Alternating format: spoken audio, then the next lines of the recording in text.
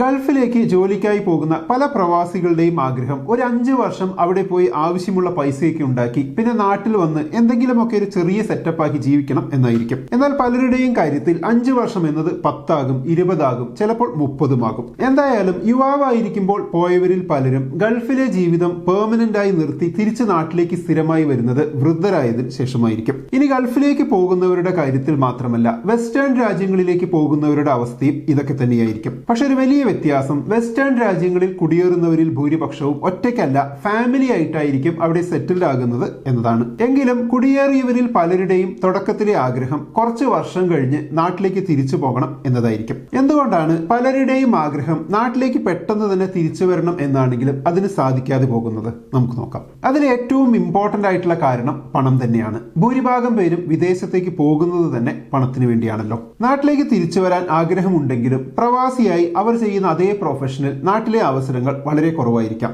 ഇനി ആ ജോലി നാട്ടിൽ ഇഷ്ടം പോലെ ഉണ്ടെങ്കിലും നാട്ടിൽ ആ ജോലിക്ക് കിട്ടുന്ന ശമ്പളം വിദേശത്തെ അപേക്ഷിച്ച് വളരെ കുറവായിരിക്കും. അപ്പൊ നാട്ടിലെ അപേക്ഷിച്ച് സെയിം ജോലിക്ക് 3-4 മടങ്ങ് ശമ്പളം വാങ്ങി ശീലിച്ചവർക്ക് ആ കുറഞ്ഞ ശമ്പളത്തിൽ നാട്ടിൽ ഒന്ന് ജീവിക്കാൻ ബുദ്ധിമുട്ടായിരിക്കും. ഇനി ശമ്പളം നല്ലതായാലും നാട്ടിലെ വർക്ക് കൾച്ചറിലെ വ്യത്യാസം പലർക്കും ഒത്തുപോകാൻ പറ്റുന്ന ഒന്നായിരിക്കില്ല. എല്ലായിടത്തും വർക്ക് പ്ലേസ് പെർഫെക്റ്റ് ആകണമെന്നില്ല, പല പ്രശ്നങ്ങളും ഉണ്ടാകും. പക്ഷെ നാട്ടിലെ പല സ്ഥാപനങ്ങളിലും ഇപ്പോഴുമുള്ള അങ്ങേയറ്റം എക്സ്ട്രീം ആയിട്ടുള്ള ടോക്സിക് കൾച്ചറിലേക്ക് എന്തിനു വരണം എന്നോർത്താണ് പലരും മടങ്ങി വരാൻ മടിക്കുന്നത്. പണത്തിന്റെ കാര്യം പറയുമ്പോൾ പലർക്കും പറ്റുന്ന വേറൊരു വലിയൊരു അബദ്ധമുണ്ട്. ഇത് പ്രവാസികളെ കുറ്റപ്പെടുത്താൻ പറയുന്നതല്ല, പലരും ചിലപ്പോൾ അവരുടെ അവസ്ഥ കൊണ്ട് ചെയ്യുന്നതായിരിക്കാം. പക്ഷെ അതൊരു വലിയ അബദ്ധമാണ്. അത് വിദേശത്തു നിന്നുണ്ടാക്കുന്ന പണം നാട്ടിൽ ഡിപ്രിഷിയേറ്റിംഗ് അസറ്റിൽ ചെലവാക്കും എന്നതാണ്. ഡിപ്രിഷിയേറ്റിംഗ് അസറ്റ് എന്നതുകൊണ്ട് ഉദ്ദേശിച്ചത് നമ്മൾ അത് വാങ്ങിയതിനു ശേഷം അതിന്റെ മൂല്യം കുറഞ്ഞുകൊണ്ടേയിരിക്കും എന്നതാണ്.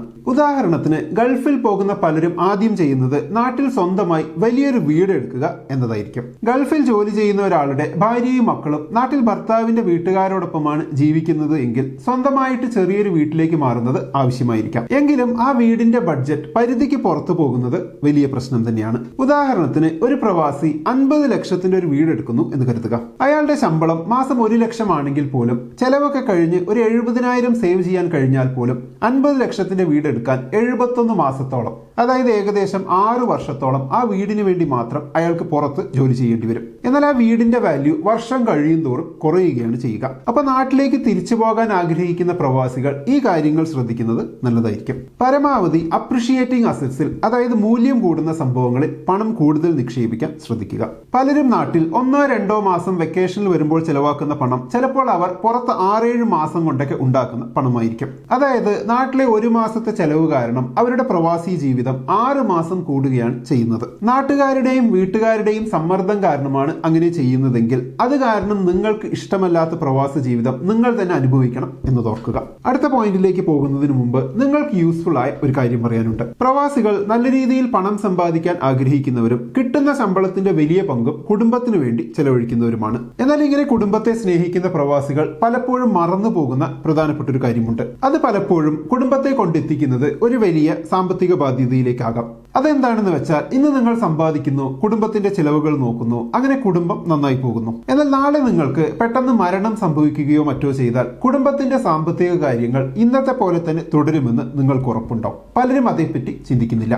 ഇവിടെയാണ് NRI ടേം ഇൻഷുറൻസിന്റെ പ്രാധാന്യം. പോളിസി ഹോൾഡർക്ക് പോളിസി കാലയളവിൽ ഞാൻ നേരത്തെ പറഞ്ഞ പോലെ എന്തെങ്കിലും സംഭവിച്ചാൽ ഫാമിലിക്ക് നല്ലൊരു തുക കവറേജ് ആയി കിട്ടുന്ന ലൈഫ് ഇൻഷുറൻസിന്റെ ലഘുവായിട്ടുള്ള ഏറ്റവും അഫോർഡബിൾ ആയിട്ടുള്ള രൂപമാണ് ടേം ഇൻഷുറൻസ്. ഈ വീഡിയോയുടെ ഡിസ്ക്രിപ്ഷൻ ആൻഡ് കമന്റ് ബോക്സിൽ കൊടുത്തിരിക്കുന്ന ലിങ്കിൽ പോയാൽ നിങ്ങൾക്ക് 820 രൂപ പോലുള്ള ചെറിയ തുകയ്ക്ക് 2 കോടി രൂപ വരെ കവറേജ് കിട്ടുന്ന NRI ടേം ഇൻഷുറൻസ് പ്ലാൻസ് കാണാൻ കഴിയും. ഇവിടെ ഇന്ത്യയിലെ 51ഓളം മികച്ച കമ്പനികളെ കമ്പയർ ചെയ്ത് നിങ്ങൾക്ക് ഏറ്റവും സ്യൂട്ടബിൾ ആയ പ്ലാൻ എടുക്കാം. ഇനി മരണത്തിൽ മാത്രമല്ല, ക്യാൻസർ പോലുള്ള ഗുരുതര രോഗങ്ങൾ വന്നാലോ അപകടത്തിൽ അംഗവൈകല്യം സംഭവിച്ചാലോ കവറേജ് കിട്ടുന്ന രീതിയിൽ അഡീഷണൽ ആയി റൈഡേഴ്സും നിങ്ങൾക്ക് ആഡ് ചെയ്യാം. ഇപ്പൊ 99 വയസ്സ് വരെയൊക്കെ കവറേജ് ലഭിക്കുന്ന പ്ലാനുകൾ നിങ്ങൾക്ക് ഇവിടെ കാണാൻ സാധിക്കും. കൂടാതെ പ്രവാസികൾക്ക് 18% GST ഇളവുമുണ്ട്. ഒപ്പം ആനുവലായി പ്രീമിയം പ്രീമിയം അടച്ചാൽ 5% വരെ അഡീഷണൽ ഡിസ്കൗണ്ടും ഉണ്ട്. അങ്ങനെ ആകെ 23% വരെ നിങ്ങൾക്ക് സേവ് ചെയ്യാൻ കഴിയും. പിന്നെ NRIs ഇന്ത്യയിൽ നിന്ന് എടുക്കുകയാണെങ്കിൽ മറ്റ് വിദേശ രാജ്യങ്ങളെ അപേക്ഷിച്ച് 30 മുതൽ 50% വരെ കുറഞ്ഞ ചെലവിൽ നമുക്ക് ടേം ഇൻഷുറൻസ് എടുക്കാൻ സാധിക്കും. ഞാൻ ഡിസ്ക്രിപ്ഷൻ ആൻഡ് കമന്റ് ബോക്സിൽ കൊടുത്തിരിക്കുന്ന ലിങ്കിൽ പോയി പല പ്ലാനുകൾ താരതമ്യം ചെയ്ത് നിങ്ങൾക്ക് ഏറ്റവും യോജിച്ച ഒരു പ്ലാൻ എടുത്തു വെക്കുക. എന്നാൽ നമുക്കിനി വീഡിയോയിലേക്ക് തിരിച്ചു വരാം. അടുത്തത് കുടുംബമായി വിദേശത്ത് ജീവിക്കുന്നവർ നേരിടുന്ന ഒന്നാണ്. അത് ഹസ്ബൻഡിനും വൈഫിനും നാട്ടിലേക്ക് തിരിച്ചു വരണം എന്ന ആഗ്രഹം ഉണ്ടായാലും അവർ ജീവിക്കുന്ന ആ രാജ്യത്ത് വളർന്ന മക്കൾക്ക് അതിനൊരു താല്പര്യവും ഉണ്ടാകില്ല എന്നതാണ്. മക്കളെ സംബന്ധിച്ചിടത്തോളം നമ്മുടെ നാട് അവരുടെ സ്വന്തം നാടല്ല. വെക്കേഷനിൽ മാത്രം വന്നിട്ടുള്ള, വളരെ കുറച്ച് സമയം മാത്രം ചെലവഴിച്ചിട്ടുള്ള, നമ്മളെ പോലെ നാടിന്റെ വൈബും നമ്മുടെ സിനിമകളും ഉത്സവങ്ങളും അങ്ങനെ പല കാര്യങ്ങളും നമ്മളുടെ അത്ര ആസ്വദിക്കാൻ പറ്റാത്ത, പുറത്തു നിന്നുള്ള ഒരാളെന്ന രീതിയിൽ മാത്രം ആസ്വദിക്കാൻ കഴിയുന്നവരായിട്ടായിരിക്കും അവർ വളരുന്നത്.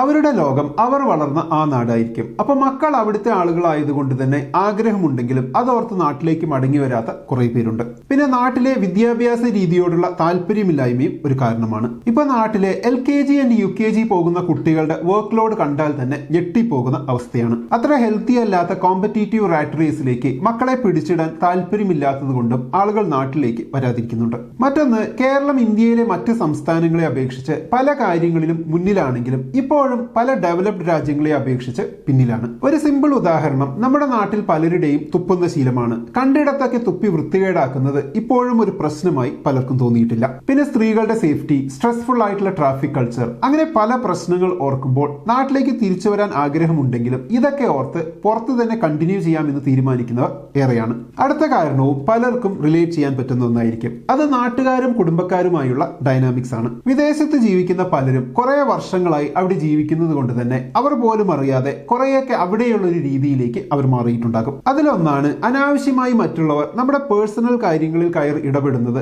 ടോളറേറ്റ് ചെയ്യാൻ കഴിയാത്ത ഒരു സ്വഭാവത്തിലേക്ക് എത്തുക എന്നത്. ഉദാഹരണത്തിന്, അറ്റ്ലീസ്റ്റ് വെസ്റ്റേൺ രാജ്യങ്ങളിൽ ഒരു കപ്പിൾ കുട്ടികൾ വേണ്ട എന്ന് തീരുമാനിച്ചാൽ അവർക്ക് വേറെ ആരെയും അത് ബോധിപ്പിക്കേണ്ട ആവശ്യം വരാറില്ല. ഏറ്റവും ക്ലോസ് ആയിട്ടുള്ള ഫാമിലി ഫ്രണ്ട്സ് അവരുമായി ചിലപ്പോൾ അത് ഡിസ്കസ് ചെയ്യുമായിരിക്കും. എന്നാൽ നാട്ടിൽ എന്താ പ്രായം ഒരുപാടായില്ലേ, കുട്ടിയൊന്നും വേണ്ടേ എന്ന ചോദ്യം ഒരുപാട് ആളുകളിൽ നിന്നും കേൾക്കേണ്ടി വരും. അങ്ങനെ പല പേഴ്സണൽ കാര്യങ്ങളിൽ മറ്റുള്ളവരെയും ബോധിപ്പിക്കേണ്ടി വരും. അപ്പൊ മറ്റു കാര്യങ്ങൾ ഓർത്ത് നാട്ടിൽ വരാൻ ഇഷ്ടമുണ്ടെങ്കിലും ഈ പ്രശ്നങ്ങൾ ഓർത്ത് വിദേശത്ത് തന്നെ ജീവിക്കാൻ പലരും തീരുമാനിക്കും. സത്യത്തിൽ മിക്ക പ്രവാസികളും സ്ഥായിയായിട്ടുള്ള ഒരു കൺഫ്യൂഷനിലാണ് ജീവിക്കുന്നത്. അവർ പുറത്തൊരു ജീവിതം കെട്ടിപ്പടുത്തുയർത്തിയിട്ടുണ്ടെങ്കിലും പൂർണ്ണമായി അവിടുത്തെ ഒരാളായി അവർക്ക് ഫീൽ ചെയ്യില്ല. എന്നാൽ നാട്ടിലേക്ക് വന്നാൽ ചിലപ്പോഴൊക്കെ അവിടെയും സ്വയം സ്ട്രേഞ്ചേഴ്സ് ആയി ഫീൽ ചെയ്യും. കാരണം നമ്മുടെ സ്ഥിരമായിട്ടുള്ള ഇന്ററാക്ഷൻസ്, കല്യാണം, പിറന്നാൾ, ഓണം, അങ്ങനെ മെയിൻ പരിപാടികളിൽ ഒത്തുകൂടുന്നത്, ഇതൊക്കെ ഉണ്ടെങ്കിലേ മിക്ക റിലേഷൻസും സെയിം ഇന്റൻസിറ്റിയോടെ മുന്നോട്ട് പോകും. എന്നാൽ പ്രവാസികൾക്ക് അതിന് പറ്റാത്തത് കൊണ്ട് തന്നെ ഫ്രണ്ട്സായും സിബ്ലിങ്സ് ആയും കസിൻസുമായുള്ള ബന്ധത്തിലെ ഇന്റൻസിറ്റിയൊക്കെ കുറഞ്ഞു പോകും.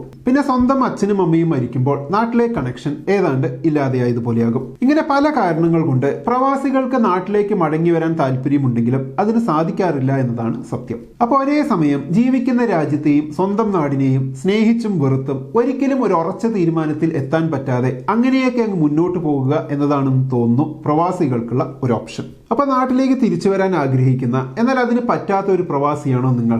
എന്താണ് നിങ്ങൾ നാട്ടിലേക്ക് തിരിച്ചു വരാത്തതിന്റെ കാരണം? കമന്റ് ബോക്സിൽ എഴുതുമല്ലോ. വീഡിയോയുടെ തുടക്കത്തിൽ പറഞ്ഞ NRI ടേം ഇൻഷുറൻസിനെ പറ്റി ഒന്നുകൂടി ഓർമ്മിപ്പിക്കുന്നു. സാമ്പത്തിക സ്വാതന്ത്ര്യത്തിലേക്ക് കടക്കുന്നതിന്റെ ആദ്യത്തെ സ്റ്റെപ്പായി ഇത്തരം ടേം ഇൻഷുറൻസിനെ കാണാം. അപ്പൊ പ്രവാസികൾ നാട്ടിൽ സ്ഥലം വാങ്ങുകയോ വീട് വെക്കുകയോ ഏതെങ്കിലും തരത്തിൽ നിക്ഷേപങ്ങളൊക്കെ തുടങ്ങുന്നതിനോ ഒക്കെ മുമ്പ് തീർച്ചയായും ഒരു NRI ടേം ഇൻഷുറൻസ് എന്തായാലും എടുത്തിരിക്കണം. ഞാൻ ഡിസ്ക്രിപ്ഷൻ ആൻഡ് കമന്റ് ബോക്സിൽ കൊടുത്തിരിക്കുന്ന ലിങ്കിൽ പോയാൽ ഇന്ത്യയിലെ 51-ലധികം കമ്പനികളെ താരതമ്യം ചെയ്ത് 23% വരെ ഡിസ്കൗണ്ടിൽ നിങ്ങൾക്ക് ടേം ഇൻഷുറൻസ് എടുക്കാം. പ്രായവും ആരോഗ്യവും അനുസരിച്ച് പ്രീമിയം തുക കൂടാൻ സാധ്യതയുണ്ട്. അതുകൊണ്ട് എത്രയും പെട്ടെന്ന് ഒരു NRI ടേം ഇൻഷുറൻസ് എടുത്തു വെക്കുക. കുടുംബത്തിന്റെ ഭാവി സുരക്ഷിതമാക്കുക. എന്നാൽ നമുക്കിനി അടുത്ത വീഡിയോയിൽ വീണ്ടും കാണാം. ബൈ.